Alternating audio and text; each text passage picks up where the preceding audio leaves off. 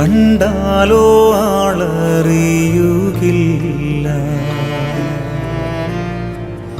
ഉഴവുചാൽ പോൽ മുറിഞ്ഞിടുന്നു. കണ്ടാലോ മുഖശോഭയില്ല. ചോരയാൽ നിറഞ്ഞൊഴുകിയിടുന്നു. കണ്ടാലോ ആളറിയുകില്ല.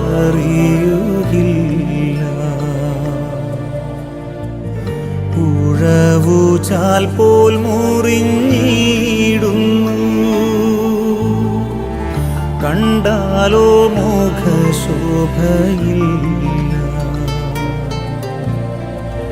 ചോരയാൽ നിറഞ്ഞൊഴുകിയിടുന്നു. മകനേ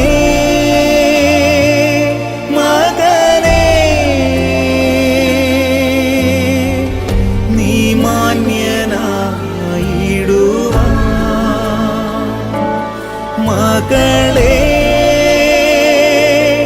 മകളേ നീ മാന്യയായിടുവാൻ കാൽവരിയിൽ നിനക്കായി പിടഞ്ഞിടുന്നു. കാൽകരങ്ങൾ നിനക്കായി തുളയ്ക്കപ്പെട്ടു. മകനേ നീ നോക്കുക, നിനക്കായി തകർന്നിടുന്നു. മകളേ നീ നോക്കുക, നിനക്കായി തകർന്നിടുന്നു.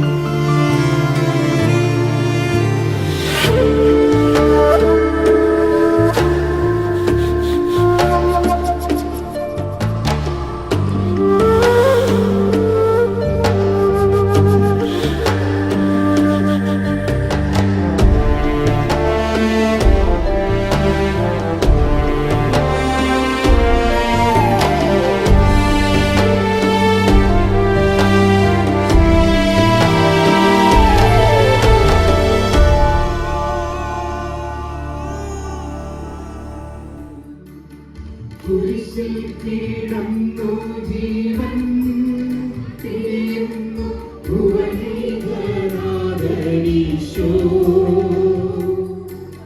സൂര്യൻ മറഞ്ഞിരുന്നു, നാടെങ്ങും അന്ധകാരം നിറഞ്ഞു.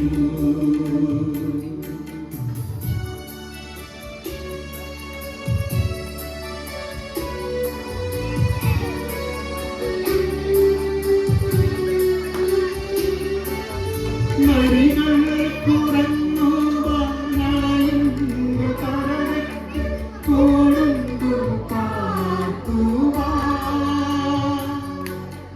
നരപുത്രനൂഴിയിൽ തലയുന്നു ചായ്ക്കുവാൻ ഇടമില്ലോരേടവും.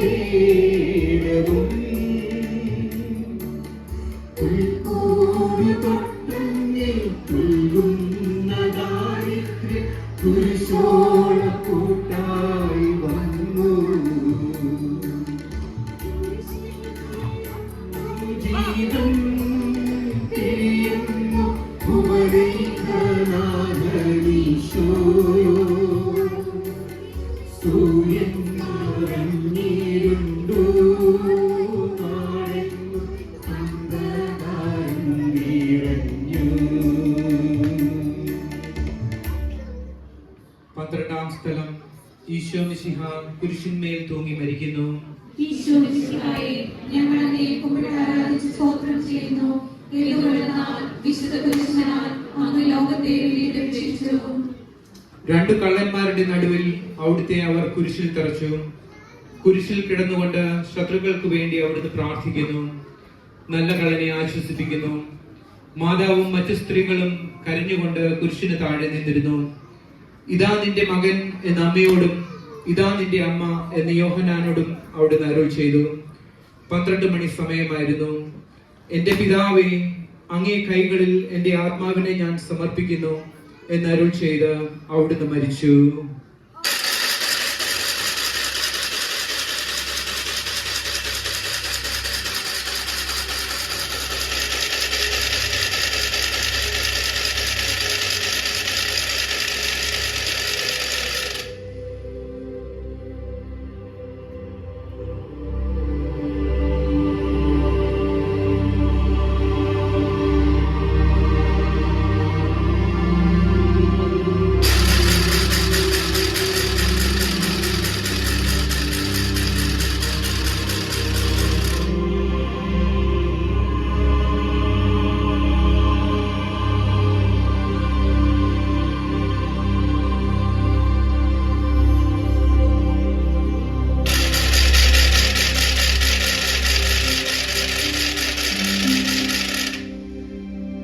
പെട്ടെന്ന് സൂര്യൻ ഇരുണ്ടു.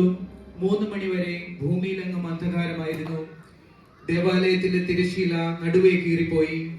ഭൂമി ഇളകി, പാറകൾ പിളർന്നു, പ്രേതാലയങ്ങൾ തുറക്കപ്പെട്ടു. ശതാധിപൻ ഇതെല്ലാം കണ്ട് ദൈവത്തെ സ്തുതിച്ചുകൊണ്ട്, ഈ മനുഷ്യൻ യഥാർത്ഥത്തിൽ നീതിമാനായിരുന്നു എന്ന് വിളിച്ചു പറഞ്ഞു. കണ്ടുനിന്നിരുന്നവർ മാർത്തടിച്ചുകൊണ്ട് മടങ്ങിപ്പോയി. എനിക്കൊരു മാമോദീസ മുങ്ങുവാനുണ്ട്, അത് പൂർത്തിയാകുന്നതുവരെ ഞാൻ അസ്വസ്ഥനാകുന്നു. കർത്താവേ, അങ്ങ് ആഗ്രഹിച്ച മാമോദീസ അങ്ങ് മുങ്ങിക്കഴിഞ്ഞു. അങ്ങേ ദഹന ബലി അങ്ങ് പൂർത്തിയാക്കി. എന്റെ ബലിയും ഒരിക്കൽ പൂർത്തിയാകും. ഞാനും ഒരു ദിവസം മരിക്കും. അന്ന് അങ്ങയെപ്പോലെ ഇപ്രകാരം പ്രാർത്ഥിക്കുവാൻ എന്നെ അനുവദിക്കണമേ. എന്റെ പിതാവേ, ഭൂമിയിൽ ഞാൻ അങ്ങയെ മഹത്വപ്പെടുത്തി. എന്നെ ഏൽപ്പിച്ചിരുന്ന ജോലി ഞാൻ പൂർത്തിയാക്കി. ആകയാൽ അങ്ങേ പക്കൽ എന്നെ മഹത്വപ്പെടുത്തണമേ. കർത്താവെ, അനുഗ്രഹിക്കണമേ. പരിശുദ്ധ ദൈവമാതാവേ, ദുഷ്ടനായ കർത്താവിന്റെ തിരുമുറിവുകൾ ഞങ്ങളുടെ ഹൃദയത്തിൽ പതിപ്പിച്ചുറപ്പിക്കണമേ.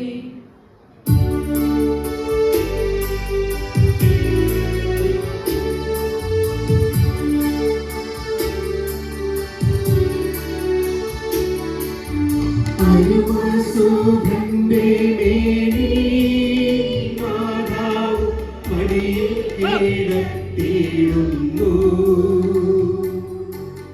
മലയാളി പോലെ നാഥേ ദുഃഖം അതിരു കാണാത്തല്ലോ.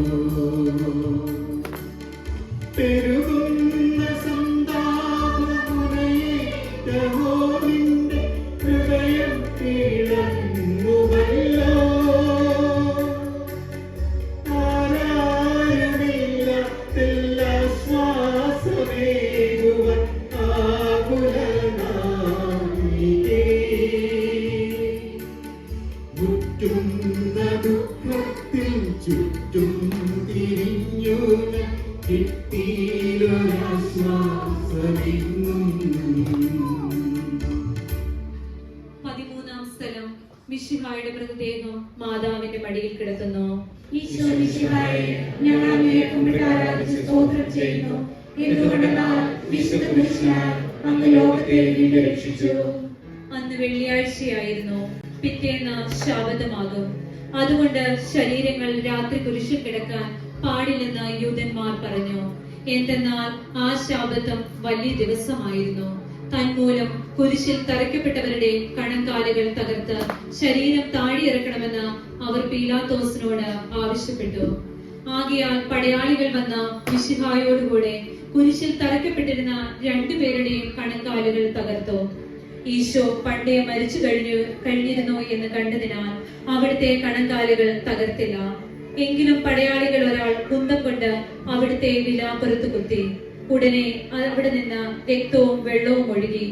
അനന്തരം മിശിഹായുടെ മൃതദേഹം കുരിശിൽ നിന്നിറക്കി അവർ മാതാവിന്റെ മടിയിൽ കിടത്തി.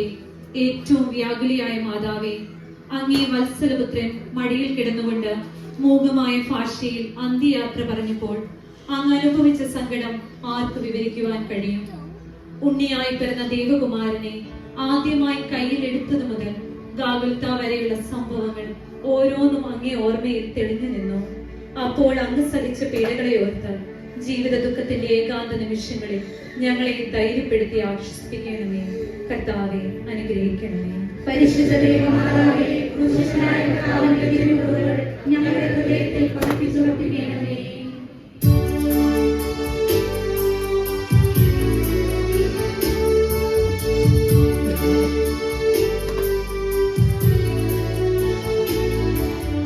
നാഥന്റെ ദിവ്യദേഹം വിധി പോലെ സംസ്കരിച്ചിടുന്നീതാ. വിജയം വിരിഞ്ഞു പൊങ്ങും ജീവന്റെ ഉറവയാണ് പോലീരം. മൂന്നു നാൾ മത്സ്യത്തിനുള്ളിൽ കഴിഞ്ഞൊരു യൗവനപ്രവാചകൻ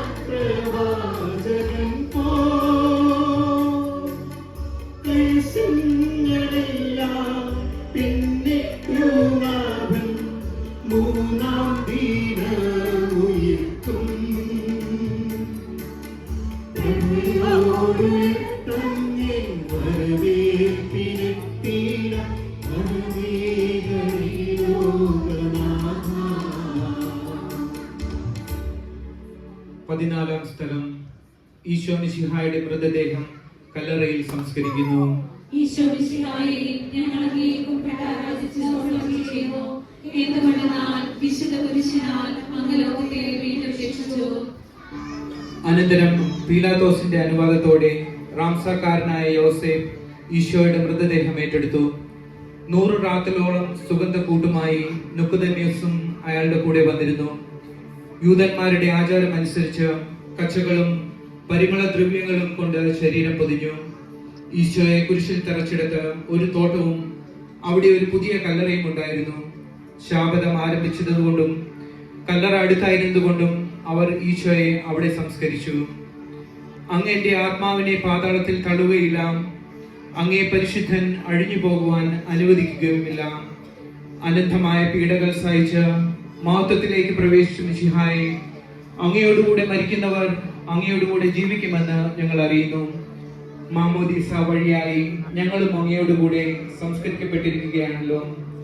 രാവും പകലും അങ്ങേ പീഠാനുഭവത്തെ പറ്റി ചിന്തിച്ചുകൊണ്ട് പാപത്തിന് മരിച്ചവരായി ജീവിക്കുവാൻ ഞങ്ങളെ അനുഗ്രഹിക്കണമേ.